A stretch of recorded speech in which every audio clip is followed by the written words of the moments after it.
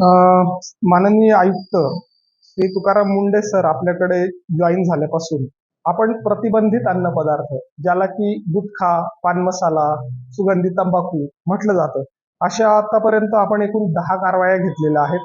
त्यामध्ये आपण जवळपास 54,70,901 रुपयाचे प्रतिबंधित अन्न पदार्थ साठा जप्त केलेला आहे. त्यामध्ये वाहन देखील जप्त करण्यात आलेलं आहे आणि आपण 10 प्रकरणी संबंधितांच्या विरुद्ध FIR सुद्धा दाखल केलेले आहेत. आणि आता सध्या माननीय अन्न सुरक्षा आयुक्तांच्या निर्देशानुसार 2 केसेसमध्ये मकोका सुद्धा आपण FIR मध्ये इन्वोक केलेला आहे. त्यानुसार कारवाई देखील सुरू आहे. यापुढे जे विक्रेते संघटित गुन्हेगारीच्या माध्यमातून प्रतिबंधित अन्न पदार्थ विक्रीचा प्रयत्न करतील त्यांच्या विरुद्ध मकोका प्रस्तावित करण्यात येईल. अन्न पदार्थाच्या संदर्भामध्ये एप्रिल ते आता 15 जून या कालावधीमध्ये आपण एकूण 77 अन्न नमुने तपासणीसाठी घेतलेले आहेत. आपल्याला 5 असुरक्षित अहवाल प्राप्त झालेले आहेत. असुरक्षित अन्न पदार्थ अहवाल प्रकरणी आपण खटला दाखल करण्याची प्रक्रिया करत असतो.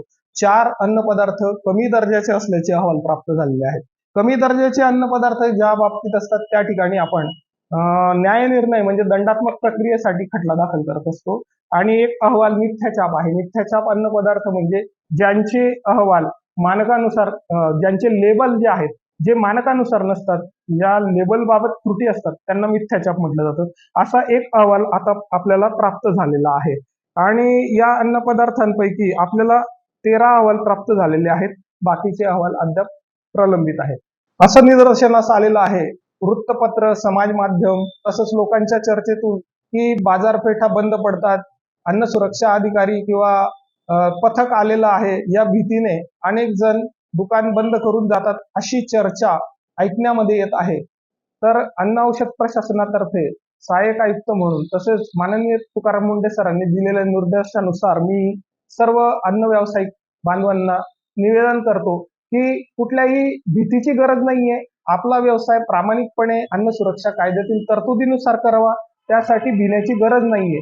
आपल्या बुलढाणा जिल्ह्यासाठी केवळ 3 अन्न सुरक्षा अधिकारी असल्यामुळे अन्न सुरक्षा अधिकारी म्हणून येणाऱ्या तोताया व्यक्तींबद्दल सतर्क राहा. अगोदर अन्न सुरक्षा अधिकाऱ्यांचे आय कार्ड तपासा. त्याबद्दल कुठलीही भीती मनामध्ये बाळगू नका. कारण अन्न सुरक्षा अधिकारी म्हणून येणारा व्यक्ती हा शासनाने नियुक्त केलेला व्यक्ती आहे. कुठल्याही तोताया व्यक्तीच्या भ्रमाला किंवा भीतीला बळी पडू नका आणि प्रामाणिकपणे आपला व्यवसाय करा.